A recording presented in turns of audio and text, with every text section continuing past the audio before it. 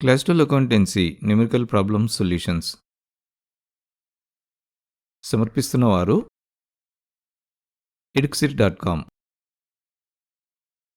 ఈ వీడియోలో మేము ఏమి ఇవ్వబోతున్నామంటే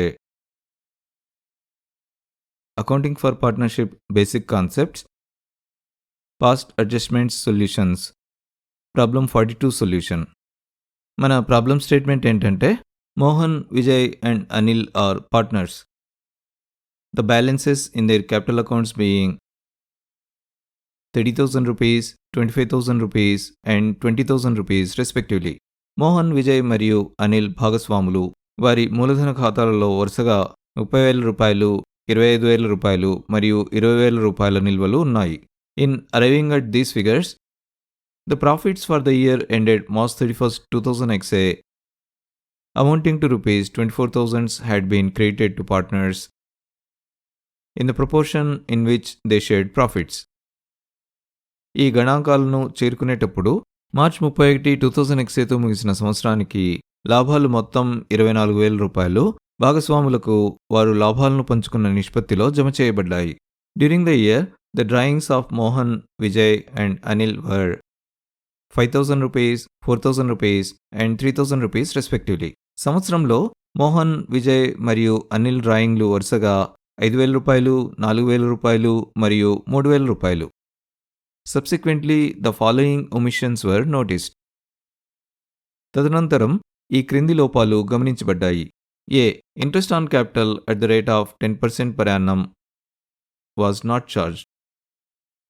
సంవత్సరానికి 10% చొప్పున మూలధనంపై వడ్డీ వసూలు చేయబడలేదు. Interest on drawings. Mohan 250 rupees, Vijay 200 rupees, Anil 150 rupees was not recorded in the books.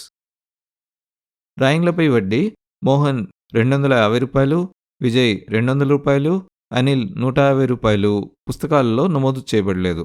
Record necessary corrections through journal entries. అవసరమైన దిద్దుబాట్లను జర్నల్ ఎంట్రీల ద్వారా నమోదు చేయండి.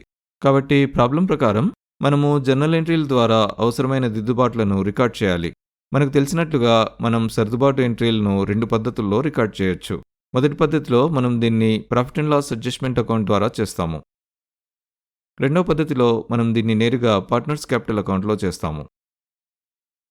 బై ద వే, ఈ ప్రాబ్లంలో ఏమీ పేర్కొనబడినందున మనం ఫ్లక్చుయేటింగ్ క్యాపిటల్ మెథడ్ని ఉపయోగించబోతున్నామని అనుకుందాం.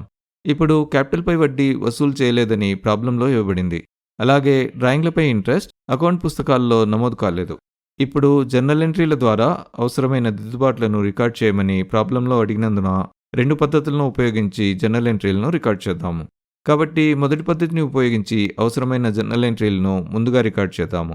ఆపై మనం రెండవ పద్ధతిని ఉపయోగించి అవసరమైన జర్నల్ ఎంట్రీలను మళ్లీ సందర్శించి రికార్డ్ చేస్తాము. ఇప్పుడు ప్రాబ్లం ప్రకారం నమోదు చేయని మొదటి ఎంట్రీ క్యాపిటల్పై వడ్డీ. ఇప్పుడు క్యాపిటల్పై వడ్డీ నేరుగా ప్రాబ్లంలో మనకు ఇవ్వబడలేదు. కాబట్టి మొదట వర్కింగ్ నోట్స్లో క్యాపిటల్పై వడ్డీని గణిద్దాము. ఇప్పుడు క్యాపిటల్పై వడ్డీని లెక్కించేందుకు మనము ఈ క్రింది సూత్రాన్ని ఉపయోగిస్తాము. క్యాపిటల్పై వడ్డీ opening capital multiplied with interest rate upon 100కి సమానం. కాబట్టి మనకు ఓపెనింగ్ క్యాపిటల్ తెలిస్తే క్యాపిటల్పై వడ్డీని లెక్కించవచ్చు. ఇప్పుడు పార్ట్నర్ల క్యాపిటల్స్ 30,000 రూపీస్, 25,000 రూపీస్ మరియు 20,000 రూపీస్ అని ప్రాబ్లంలో ఇవ్వబడింది. ఇప్పుడు ఈ క్యాపిటల్ మొత్తాలు పార్ట్నర్స్ క్యాపిటల్ అకౌంట్లలోని బ్యాలెన్స్లు అని కూడా ఇవ్వబడింది. మరో మాటలో చెప్పాలంటే ఇవి పార్ట్నర్ల యొక్క క్లోజింగ్ క్యాపిటల్స్. ఇవి ఓపెనింగ్ క్యాపిటల్స్ కావు. కానీ మనం చింతించాల్సిన అవసరం లేదు. మనం ఇప్పటికీ ఓపెనింగ్ క్యాపిటల్ కనుగొనొచ్చు మరియు దాని నుండి క్యాపిటల్పై వడ్డీని లెక్కించవచ్చు. ఇప్పుడు మనకు ఓపెనింగ్ క్యాపిటల్ తెలిస్తే, చూడండి ఇక్కడ మనకు ఓపెనింగ్ క్యాపిటల్ తెలియదు. అయితే ఒకవేళ మనకు ఓపెనింగ్ క్యాపిటల్ తెలిస్తే మరియు దానికి మనం క్యాపిటల్పై వడ్డీని జోడిస్తే మరియు డ్రాయింగ్లని తగ్గిస్తే, డ్రాయింగ్లపై ఇంట్రెస్ట్ని కూడా తగ్గిస్తే, ప్రాఫిట్ షేర్ను జోడిస్తే అది మనకు క్లోజింగ్ క్యాపిటల్ని ఇస్తుంది. కానీ ప్రాబ్లంలో క్యాపిటల్పై వడ్డీతో పాటు డ్రాయింగ్లపై వడ్డీని పరిగణనలోకి తీసుకోలేదని మనకు ఇవ్వబడింది. కాబట్టి ఇక్కడ క్యాపిటల్పై వడ్డీని అదనంగా పరిగణించొద్దు. డ్రాయింగ్లపై ఇంట్రెస్ట్ తగ్గడాన్ని కూడా పరిగణించొద్దు. మనం డ్రాయింగ్లను తగ్గించడం మరియు ప్రాఫిట్ షేర్ను జోడించడంలను పరిగణించాలి. ఇప్పుడు మన లక్ష్యం క్లోజింగ్ క్యాపిటల్ని లెక్కించడం కాదు. క్యాపిటల్పై ఇంట్రెస్ట్ని కనుగొనడానికి మనం ఓపెనింగ్ క్యాపిటల్ తెలుసుకోవాలి. కాబట్టి ఓపెనింగ్ క్యాపిటల్ని ఎడమ వైపున ఉంచుదాం మరియు డ్రాయింగ్లను కుడివైపుకు పంపుదాం. ఈ ప్రాఫిట్ షేర్ను కూడా కుడివైపుకు పంపుదాం. కాబట్టి ఇది opening capital is equal to closing capital add drawings మరియు లెస్ ప్రాఫిట్ షేర్ అవుతుంది. మనము ఎడమ చేతి వైపు డ్రాయింగ్లను తగ్గిస్తున్నాం చూడండి. కాబట్టి మనం డ్రాయింగ్లను కుడివైపుకు పంపితే మనము డ్రాయింగ్లను జోడించాలి. అదేవిధంగా మనము ఎడమ వైపున ప్రాఫిట్ షేర్ను జోడిస్తున్నాము. కాబట్టి మనము కుడివైపుకు ప్రాఫిట్ షేర్ను పంపితే దాన్ని తగ్గించాలి. కాబట్టి ఓపెనింగ్ క్యాపిటల్ని లెక్కించడానికి మనకు క్లోజింగ్ క్యాపిటల్స్, డ్రాయింగ్స్ మరియు ప్రతి పార్ట్నర్ యొక్క ప్రాఫిట్ షేర్ తెలియాలి. ఇప్పుడు పార్ట్నర్ల యొక్క క్లోజింగ్ క్యాపిటల్స్ ప్రాబ్లంలో వరుసగా ఇలా ఇవ్వబడ్డాయి: 30,000 రూపీస్, 25,000 రూపీస్ మరియు 20,000 రూపీస్. తర్వాత వారి డ్రాయింగ్లు వరుసగా 5,000 రూపీస్, 4,000 రూపీస్ మరియు 3,000 రూపీస్ అని కూడా ఇవ్వబడ్డాయి. ఈ రెండు విషయాలు మనకు నేరుగా ఇవ్వబడ్డాయి, కానీ ప్రాఫిట్ షేర్ మనకు నేరుగా ఇవ్వబడలేదు. కానీ దానికి బదులుగా సంవత్సరానికి లాభం 24,000 రూపీస్ అని ఇవ్వబడింది. దీని నుండి మనము ప్రాఫిట్ షేర్ని కనుగొనాలి. ఇప్పుడు ప్రతి పార్ట్నర్ యొక్క ప్రాఫిట్ షేర్ను లెక్కించడానికి మనము పార్ట్నర్ల మధ్య పంపిణీ చేయబడిన నెట్ ప్రాఫిట్ని కనుగొనాలి. మనం నెట్ ప్రాఫిట్ని నేరుగా పార్ట్నర్లకు పంపిణీ చేయం కదా. నెట్ ప్రాఫిట్ నుండి మనము కేటాయింపులను కేటాయించి మరియు మిగిలిన లాభాలను పార్ట్నర్ల మధ్య పంపిణీ చేయాలి. కాబట్టి మనం పంపిణీ చేయదగిన లాభాన్ని అంటే డిస్ట్రిబ్యూటబుల్ ప్రాఫిట్ని లెక్కించడానికి నెట్ ప్రాఫిట్ నుండి మనము క్యాపిటల్పై వడ్డీని తగ్గించి డ్రాయింగ్లపై వడ్డీని జోడిస్తాము. ఇప్పుడు క్యాపిటల్పై వడ్డీని పరిగణనలోకి తీసుకోలేదని ప్రాబ్లంలో ఇవ్వబడింది. డ్రాయింగ్లపై ఇంట్రెస్ట్ కూడా పరిగణించబడలేదు. కాబట్టి నెట్ ప్రాఫిట్ని ఇంట్రెస్ట్ ఆన్ క్యాపిటల్ మరియు డ్రాయింగ్లపై వడ్డీని పరిగణనలోకి తీసుకోకుండా పార్ట్నర్ల మధ్య పంపిణీ చేయబడింది.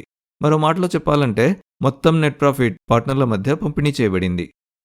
ఇప్పుడు వారు లాభాలను పంచుకున్న నిష్పత్తిలో పార్ట్నర్లకు లాభం పంపిణీ చేయబడిందని ప్రాబ్లంలో ఇవ్వబడింది. కానీ ఇక్కడ వారు లాభాలను పంచుకున్న నిష్పత్తి గురించి ఏమీ పేర్కొనబడలేదు. ఇది పేర్కొనబడినందున లాభాలు సమానంగా పంపిణీ చేయబడతాయని మనం భావించాలి. మరో మాటలో చెప్పాలంటే లాభాలు 1:1:1 నిష్పత్తిలో పంపిణీ చేయబడ్డాయి. దీన్ని పరిగణలోకి తీసుకుంటే పార్ట్నర్ మోహన్ యొక్క ప్రాఫిట్ షేర్ మొత్తం profit share 24,000 rupees multiplied with అతని ప్రాఫిట్ షేరింగ్ రేషియో 1/3కి సమానం. 3తో క్యాన్సిల్ చేస్తే 3 1s are 3, 8,000s are. ఈ క్యాల్కులేషన్ రిజల్ట్ 8,000 రూపీస్. ఇది పార్ట్నర్ మోహన్ యొక్క ప్రాఫిట్ షేర్. ఇప్పుడు పార్ట్నర్ విజయ్ యొక్క ప్రాఫిట్ షేర్ మొత్తం net profit 24,000 rupees multiplied with అతని ప్రాఫిట్ షేరింగ్ రేషియో 1/3కి సమానం. ఈ క్యాల్కులేషన్ పార్ట్నర్ మోహన్ కోసం మనం ఇప్పుడే చేసిన క్యాల్కులేషన్ లాగే ఉంది కదా. కాబట్టి ఈ క్యాల్కులేషన్ రిజల్ట్ కూడా 8,000 రూపీస్. ఇది పార్ట్నర్ విజయ్ యొక్క ప్రాఫిట్ షేర్. ఇప్పుడు పార్ట్నర్ అనిల్ యొక్క ప్రాఫిట్ షేర్ మొత్తం net profit 24,000 rupees multiplied with అతని ప్రాఫిట్ షేరింగ్ రేషియో 1/3కి సమానం. ఈ క్యాల్కులేషన్ కూడా పార్ట్నర్ మోహన్ కోసం మనం ఇప్పుడే చేసిన క్యాల్కులేషన్ లాగే ఉంది కదా. కాబట్టి ఈ క్యాల్కులేషన్ రిజల్ట్ కూడా 8,000 రూపీస్. ఇది పార్ట్నర్ అనిల్ యొక్క ప్రాఫిట్ షేర్. కాబట్టి ఇప్పుడు ఓపెనింగ్ క్యాపిటల్ అలాగే క్యాపిటల్పై ఇంట్రెస్ట్ని కనుగొనడానికి మనకు కావాల్సిన సమాచారం అంతా ఉంది. ముందుగా క్యాపిటల్పై వడ్డీ గణన అనే శీర్షికను రాద్దాము. ఈ టేబుల్లో ఒక కాలం amount in rupees partner Mohan కోసం, ఒక కాలం amount in rupees partner Vijay కోసం మరియు amount in rupees partner Anil కోసం అని ఒక చివరి కాలం రాద్దాము. ముందుగా ప్రతి పార్ట్నర్ యొక్క క్లోజింగ్ క్యాపిటల్ని రాద్దాము. మీకు గుర్తు చేయడానికి ప్రతి పార్ట్నర్ యొక్క క్లోజింగ్ క్యాపిటల్ ఇలా ఇవ్వబడింది: 30,000 రూపీస్, 25,000 రూపీస్ మరియు 20,000 రూపీస్. దీన్ని మన టేబుల్లో రాద్దాము. 30,000 రూపీస్, 25,000 రూపీస్, 20,000 రూపీస్. దీనికి ప్రతి పార్ట్నర్ చేసిన డ్రాయింగ్లను జోడిద్దాము. మీకు గుర్తు చేయడానికి ప్రతి పార్ట్నర్ చేసిన డ్రాయింగ్లు ఇలా ఇవ్వబడ్డాయి: 5,000 రూపీస్, 4,000 రూపీస్ మరియు 3,000 రూపీస్. దీన్ని మన టేబుల్లో రాద్దాము. 5,000 రూపీస్, 4,000 రూపీస్ మరియు 3,000 రూపీస్. ఇప్పుడు ఫార్ములా ప్రకారం మనము ప్రాఫిట్ షేర్ని తగ్గించాలి మరియు మనం ఇప్పుడే లెక్కించినట్లు పార్ట్నర్ మోహన్ యొక్క profit share 8,000 rupees, partner Vijay యొక్క ప్రాఫిట్ షేర్ కూడా 8,000 రూపీస్ మరియు పార్ట్నర్ అనిల్ యొక్క ప్రాఫిట్ షేర్ కూడా 8,000 రూపీస్. కాబట్టి లెస్ ప్రాఫిట్ షేర్ అని రాద్దాము. వ్యక్తిగత పార్ట్నర్ల ప్రాఫిట్ షేర్లను ఇలా రాద్దాము: 8,000 రూపీస్, 8,000 రూపీస్ మరియు 8,000 రూపీస్. ఇప్పుడు ఓపెనింగ్ క్యాపిటల్ని లెక్కించడానికి మనకు కావాల్సిన సమాచారం అంతా ఉంది. పార్ట్నర్ మోహన్ కోసం 30,000 రూపీస్ మరియు 5,000 రూపీస్ల మొత్తం నుండి మనము 8,000 రూపీస్ తీసేస్తే మనకు ₹27,000 లభిస్తాయి. పార్ట్నర్ విజయ్ కోసం ₹25,000 మరియు ₹4,000 మొత్తం నుండి మనం ₹8,000 తీసేస్తే మనకు ₹21,000 లభిస్తాయి. పార్ట్నర్ అనిల్ కోసం ₹20,000 మరియు ₹3,000 మొత్తం నుండి మనం ₹8,000 తీసేస్తే మనకు ₹15,000 లభిస్తాయి. ఇప్పుడు మనకు ఓపెనింగ్ క్యాపిటల్ తెలుసు కాబట్టి ఇప్పుడు మనం క్యాపిటల్పై వడ్డీని లెక్కించవచ్చు. క్యాపిటల్పై వడ్డీని గణించే ఫార్ములా మనకు గుర్తు చేయడానికి ఇలా ఇవ్వబడింది. క్యాపిటల్పై వడ్డీ is equal to opening capital multiplied with interest rate upon 100. అలాగే క్యాపిటల్పై వడ్డీ సంవత్సరానికి 10% చొప్పున. కాబట్టి ఈ సమాచారంతో క్యాపిటల్పై వడ్డీని గణిద్దాం.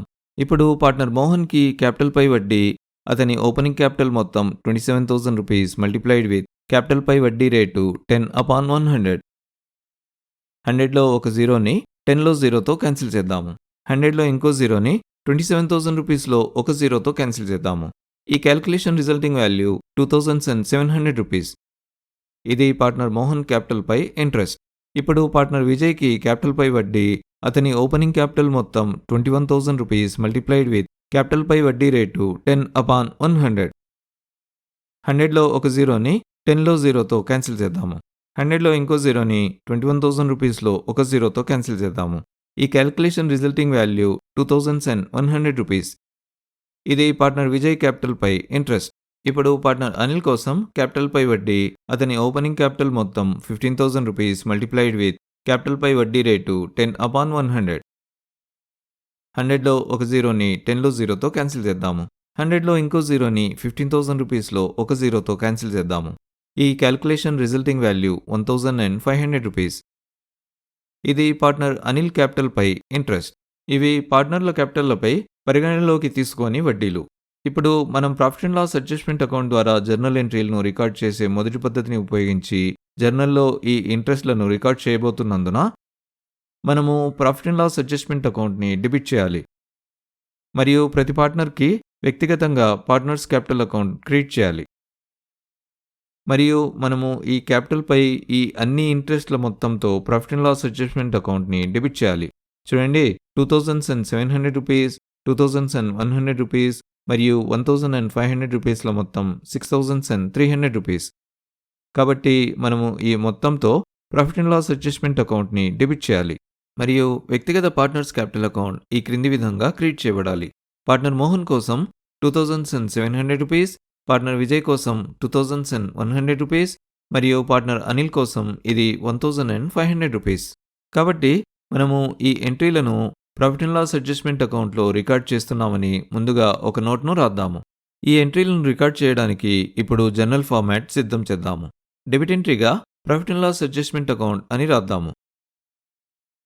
ఇది డెబిట్ ఎంట్రీ అని సూచించడానికి DR అనే టెక్స్ట్ని రాద్దాము. ఇప్పుడు డెబిట్ అమౌంట్ ₹6,300లను డెబిట్ అమౌంట్ కాలంలో రాద్దాము. పార్ట్నర్ మోహన్ క్యాపిటల్ అకౌంట్ని క్రెడిట్ ఎంట్రీగా రాద్దాము. క్రెడిట్ అమౌంట్ కాలంలో ₹2,700 క్రెడిట్ అమౌంట్ని రాద్దాము. తదుపరి క్రెడిట్ ఎంట్రీగా పార్ట్నర్ విజయ్ క్యాపిటల్ అకౌంట్ని రాద్దాము. క్రెడిట్ అమౌంట్ కాలంలో ₹2,100 క్రెడిట్ అమౌంట్ని రాద్దాము. తదుపరి క్రెడిట్ ఎంట్రీగా పార్ట్నర్ అనిల్ క్యాపిటల్ అకౌంట్ని రాద్దాము. క్రెడిట్ అమౌంట్ కాలంలో ₹1,500 క్రెడిట్ అమౌంట్ని రాద్దాము. ఈ ట్రాన్సాక్షన్కి సంబంధించిన డిస్క్రిప్షన్ లేదా నెరేషన్ను క్యాపిటల్పై ఇంట్రెస్ట్ అని రాద్దాము. ఈ ట్రాన్సాక్షన్ రికార్డింగ్ పూర్తి అయినట్లు గుర్తుగా ఇప్పుడు గీతను గీద్దాము. దీంతో మనం profit and loss adjustment account ద్వారా క్యాపిటల్పై ఇంట్రెస్ట్ కోసం జర్నల్ ఎంట్రీల రికార్డింగ్ను పూర్తి చేస్తాము. పరిగణనలోకి తీసుకోకుండా వదిలేసిన తదుపరి ట్రాన్సాక్షన్ని ఇప్పుడు పరిశీలిద్దాము. విస్మరించిన తదుపరి అంశం డ్రాయింగ్లపై ఇంట్రెస్ట్ అని ప్రాబ్లంలో ఇవ్వబడింది. మరియు మనం డ్రాయింగ్లపై వడ్డీని లెక్కించాల్సిన అవసరం లేదు. విస్మరించబడిన డ్రాయింగ్లపై వడ్డీ నేరుగా ఈ క్రింది విధంగా ఇవ్వబడింది. పార్ట్నర్ మోహన్కి ఇది ₹250, పార్ట్నర్ విజయ్కి ఇది ₹200 మరియు పార్ట్నర్ అనిల్కి ఇది ₹150. ఇప్పుడు వీటిని జర్నల్లో రికార్డ్ చేయడానికి మనము ప్రతి పార్ట్నర్కి పార్ట్నర్స్ క్యాపిటల్ అకౌంట్ను డెబిట్ చేయాలి మరియు ప్రాఫిట్ అండ్ లాస్ అడ్జస్ట్మెంట్ అకౌంట్ని క్రియేట్ చేయాలి. మరియు profit and loss adjustment account ఈ డ్రాయింగ్ల మొత్తం ₹600లతో క్రియేట్ చేయబడాలి. కాబట్టి వీటిని జర్నల్లో రికార్డ్ చేద్దాము. ఇప్పుడు పార్ట్నర్ మోహన్ యొక్క క్యాపిటల్ అకౌంట్ను డెబిట్ ఎంట్రీగా రాద్దాము. ఇప్పుడు ఇది డెబిట్ ఎంట్రీ అని సూచించడానికి డిఆర్ అనే టెక్స్ట్ని రాద్దాము. డెబిట్ అమౌంట్ కాలంలో రూ. 250 డెబిట్ అమౌంట్ని రాద్దాము. పార్ట్నర్ విజయ్ క్యాపిటల్ అకౌంట్ను తదుపరి డెబిట్ ఎంట్రీగా రాద్దాము. ఇప్పుడు ఇది కూడా డెబిట్ ఎంట్రీ అని సూచించడానికి డిఆర్ అనే టెక్స్ట్ని రాద్దాము. డెబిట్ అమౌంట్ కాలంలో రూ. 200 డెబిట్ అమౌంట్ని రాద్దాము. పార్ట్నర్ అనిల్ యొక్క క్యాపిటల్ అకౌంట్ను తదుపరి డెబిట్ ఎంట్రీగా రాద్దాము. ఇప్పుడు ఇది కూడా డెబిట్ ఎంట్రీ అని సూచించడానికి డిఆర్ అనే టెక్స్ట్ని రాద్దాము. డెబిట్ అమౌంట్ కాలంలో రూ. 150 డెబిట్ అమౌంట్ని రాద్దాము. ఇప్పుడు కొంత మార్జిన్ వదిలి ప్రాఫిట్ అండ్ లాస్ అడ్జస్ట్మెంట్ అకౌంట్ని క్రెడిట్ ఎంట్రీగా రాద్దాము. క్రెడిట్ అమౌంట్ కాలంలో రూ. 600 క్రెడిట్ అమౌంట్ని రాద్దాము. ఈ ట్రాన్సాక్షన్ యొక్క డిస్క్రిప్షన్ లేదా నెరేషన్ని డ్రాయింగ్లపై ఇంట్రెస్ట్ని సేకరించడం అని రాద్దాము. ఈ ట్రాన్సాక్షన్ రికార్డింగ్ పూర్తి అయినట్లు సూచించడానికి ఒక గీతను గీద్దాము. దీంతో మనం profit and loss adjustment account ద్వారా విస్మరించబడిన 2 ట్రాన్సాక్షన్ల రికార్డింగ్లను పూర్తి చేసేసాము. ఇప్పుడు మనం చేయాల్సిన తదుపరి పని పార్ట్నర్లకు అధికంగా క్రియేట్ చేయబడిన లాభాన్ని లెక్కించడం మరియు దానిని డెబిట్ చేయడం. దీన్ని కనుగొనడానికి డెబిట్ అమౌంట్ మరియు క్రెడిట్ అమౌంట్ కాలమ్స్లో ప్రాఫిట్ అండ్ లాస్ అడ్జస్ట్మెంట్ అకౌంట్కి సంబంధించిన ఎంట్రీలను మాత్రమే జోడిద్దాము. డెబిట్ అమౌంట్ కాలంలో profit and loss adjustment account కోసం రూ. 6,300 మొత్తంలో ఒక ఎంట్రీ మాత్రమే ఉంది. కాబట్టి profit and loss adjustment account సంబంధిత డెబిట్ ఎంట్రీల మొత్తం కూడా రూ. 6,300. క్రెడిట్ అమౌంట్ కాలంలో కూడా profit and loss adjustment account కోసం రూ. 600 మొత్తంలో ఒక ఎంట్రీ మాత్రమే ఉంది. కాబట్టి profit and loss adjustment account సంబంధిత క్రెడిట్ ఎంట్రీల మొత్తం కూడా రూ. 600. ఇప్పుడు డెబిట్ అమౌంట్ కాలం ఎంట్రీల మొత్తం రూ. 6,300 నుండి క్రెడిట్ అమౌంట్ కాలం ఎంట్రీల మొత్తం రూ. 600 తీసేస్తే మనకు రూ. 5,700 లభిస్తాయి. ఇది profit and loss adjustment account యొక్క డెబిట్ వైపు మిగులు లేదా సర్ప్లస్. మరో మాటలో చెప్పాలంటే ఇది ప్రాఫిట్ అండ్ లాస్ అడ్జస్ట్మెంట్ అకౌంట్లో డెబిట్ బ్యాలెన్స్. మనకు తెలిసినట్లుగా ప్రాఫిట్ అండ్ లాస్ సంబంధిత అకౌంట్లలోని డెబిట్ బ్యాలెన్స్ నష్టాన్ని సూచిస్తుంది. ఈ సందర్భంలో ఇది వాస్తవానికి నష్టం కాదు, ఇది తగ్గించాల్సిన లాభం మొత్తాన్ని సూచిస్తుంది. మరో మాటలో చెప్పాలంటే ఇంత మొత్తంలో లాభం అధికంగా ప్రాఫిట్ షేర్గా పంపిణీ చేయబడింది మరియు ఇప్పుడు దిద్దుబాట్లు చేయడం కోసం మనం పార్ట్నర్స్ క్యాపిటల్ అకౌంట్ల నుండి ఇంత లాభాన్ని తగ్గించాలి.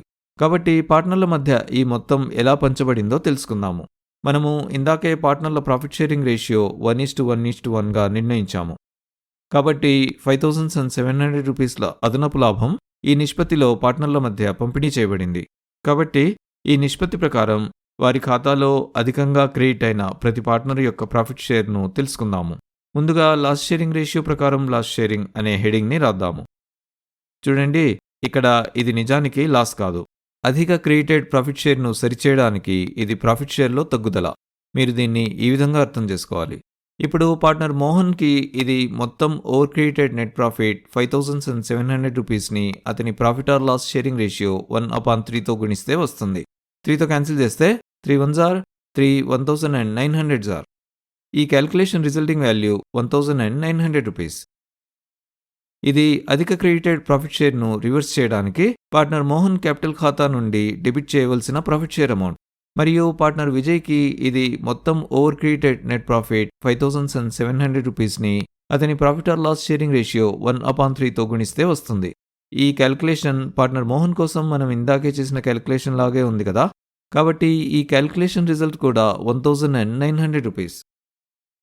ఇది ఓవర్ క్రెడిటెడ్ ప్రాఫిట్ షేర్ను రివర్స్ చేయడానికి పార్ట్నర్ విజయ్ క్యాపిటల్ ఖాతా నుండి డెబిట్ చేయాల్సిన ప్రాఫిట్ షేర్ అమౌంట్ మరియు పార్ట్నర్ అనిల్కి ఇది మొత్తం ఓవర్ క్రెడిటెడ్ నెట్ ప్రాఫిట్ రూ. 5,700ని అతని profit or loss sharing ratio 1/3తో గుణిస్తే వస్తుంది. ఈ క్యాల్కులేషన్ పార్ట్నర్ మోహన్ కోసం మనం ఇందాకే చేసిన క్యాల్కులేషన్ లాగే ఉంది కదా.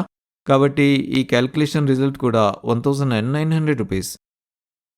ఇది ఓవర్ క్రెడిటెడ్ ప్రాఫిట్ షేర్ని రివర్స్ చేయడానికి పార్ట్నర్ అనిల్ క్యాపిటల్ అకౌంట్ నుండి డెబిట్ చేయాల్సిన ప్రాఫిట్ షేర్ అమౌంట్. చూడండి, ఈ మొత్తాలు ఓవర్ క్రెడిట్ చేయబడిన ప్రాఫిట్ షేర్లను సూచిస్తాయి. అధిక క్రెడిటెడ్ ప్రాఫిట్ షేర్ల ప్రభావాన్ని రివర్స్ చేయడానికి మనము ప్రతి పార్ట్నర్కి పార్ట్నర్స్ క్యాపిటల్ అకౌంట్లను డెబిట్ చేయాలి మరియు ప్రాఫిట్ అండ్ లాస్ అడ్జస్ట్మెంట్ అకౌంట్ని క్రెడిట్ చేయాలి. కాబట్టి ఇప్పుడు ఈ వివరాలను మన టేబుల్లో నమోదు చేద్దాం. ముందుగా పార్ట్నర్ మోహన్ క్యాపిటల్ అకౌంట్ని డెబిట్ ఎంట్రీగా రాద్దాము. ఆపై ఇది డెబిట్ ఎంట్రీ అని సూచించడానికి డిఆర్ అనే టెక్స్ట్ని రాద్దాము. డెబిట్ అమౌంట్ కాలంలో రూ. 1,900 డెబిట్ అమౌంట్ని రాద్దాము. తదుపరి డెబిట్ ఎంట్రీగా పార్ట్నర్ విజయ్ క్యాపిటల్ అకౌంట్ని రాద్దాము. ఆపై ఇది కూడా డెబిట్ ఎంట్రీ అని సూచించడానికి డిఆర్ అనే టెక్స్ట్ని రాద్దాము. డెబిట్ అమౌంట్ కాలంలో ₹1,900 డెబిట్ అమౌంట్ని రాద్దాము. తదుపరి డెబిట్ ఎంట్రీగా పార్ట్నర్ అనిల్ క్యాపిటల్ అకౌంట్ని రాద్దాము. ఆపై ఇది కూడా డెబిట్ ఎంట్రీ అని సూచించడానికి DR అనే టెక్స్ట్ని రాద్దాము. డెబిట్ అమౌంట్ కాలంలో ₹1,900 డెబిట్ అమౌంట్ని రాద్దాము. ఇప్పుడు క్రెడిట్ ఎంట్రీగా ప్రాఫిట్ అండ్ లాస్ అడ్జస్ట్మెంట్ అకౌంట్ని రాద్దాము. క్రెడిట్ అమౌంట్ కాలంలో ₹5,700 క్రెడిట్ అమౌంట్ని రాద్దాము. ఇప్పుడు ఈ ట్రాన్సాక్షన్ యొక్క డిస్క్రిప్షన్ లేదా నెరేషన్ని పార్ట్నర్లలో నష్టాన్ని సర్దుబాటు చేయడం అని రాద్దాము. మరియు దానితో మనం మొదటి పద్ధతిని ఉపయోగించి విస్మరించబడిన ఎంట్రీల రికార్డింగ్ని పూర్తి చేశాము. ఈ పద్ధతిలో మనం profit and loss adjustment account ద్వారా సర్దుబాటు నమోదులను రికార్డ్ చేశాము. ఇప్పుడు విడిచిపెట్టిన ఎంట్రీలను నేరుగా పార్ట్నర్స్ క్యాపిటల్ అకౌంట్లో రికార్డ్ చేయడాన్ని కొనసాగిద్దాము.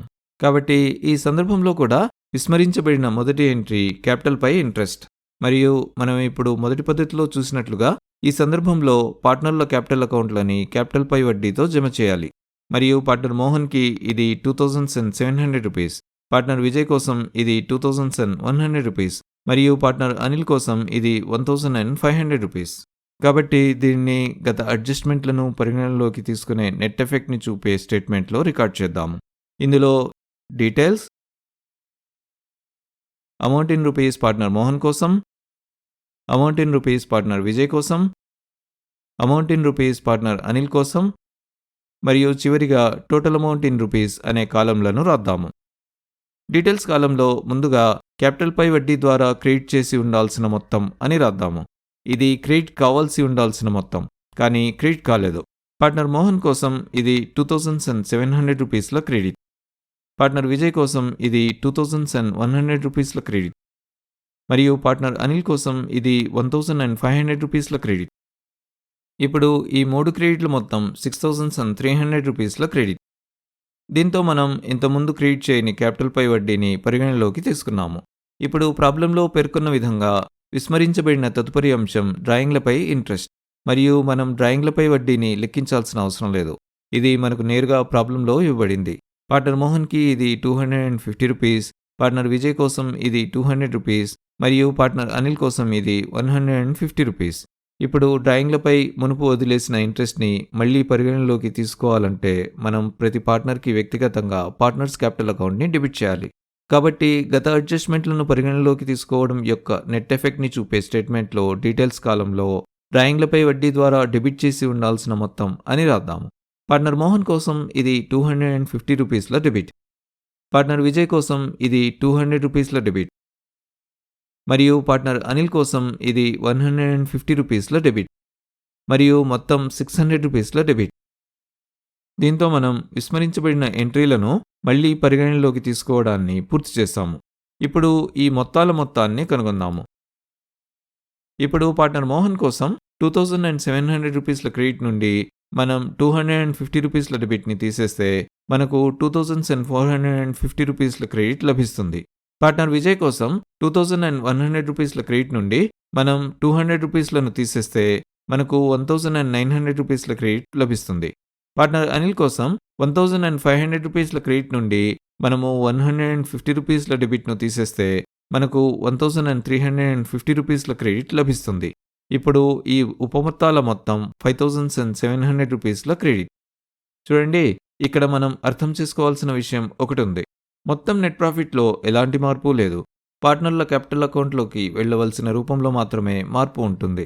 ఈ ₹5,700 క్యాపిటల్పై వడ్డీ రూపంలో మరియు డ్రాయింగ్లపై వడ్డీ రూపంలో పార్ట్నర్ల క్యాపిటల్ అకౌంట్లోకి వెళ్ళి ఉండాలి. కానీ అది వారి ప్రాఫిట్ షేరింగ్ రేషియో ప్రకారం పంపిణీ చేయదగిన లాభంగా పార్ట్నర్స్ క్యాపిటల్ అకౌంట్లో క్రియేట్ చేయబడింది.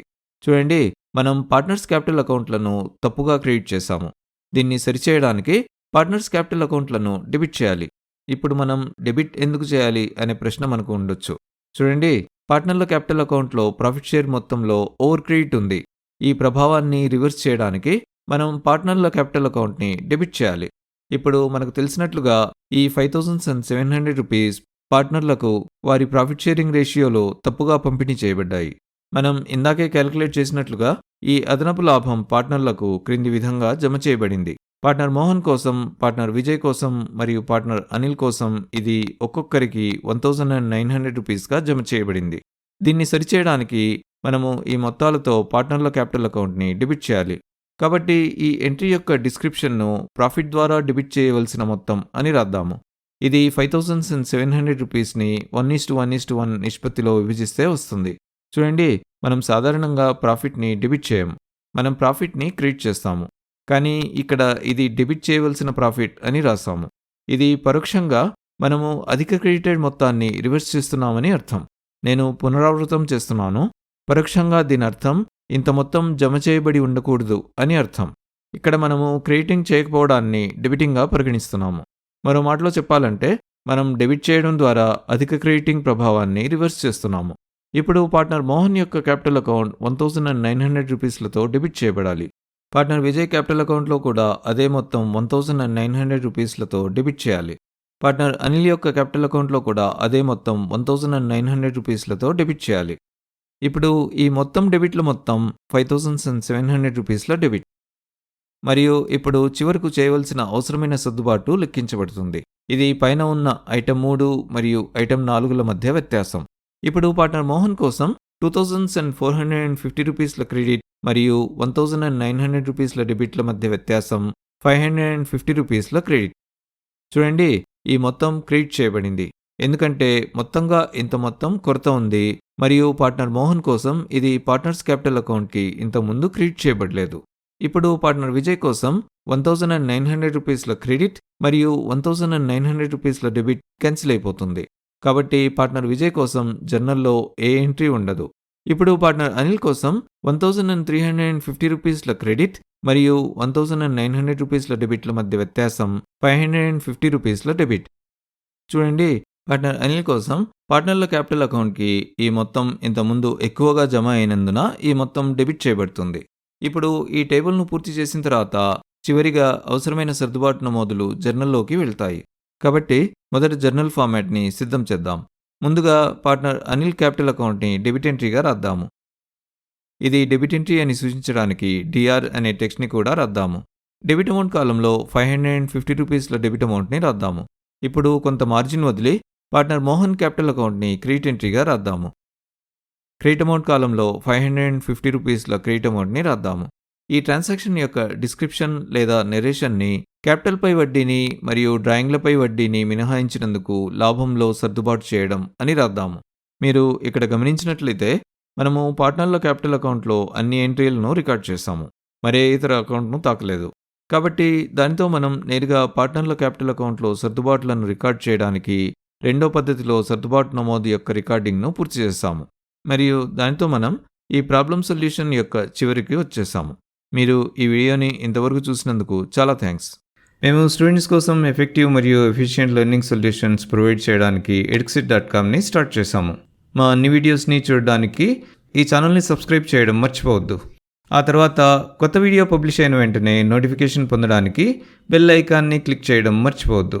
ఒకవేళ మీకు ఈ వీడియో నచ్చినట్లయితే ఈ వీడియోని లైక్ చేయడం మర్చిపోవద్దు.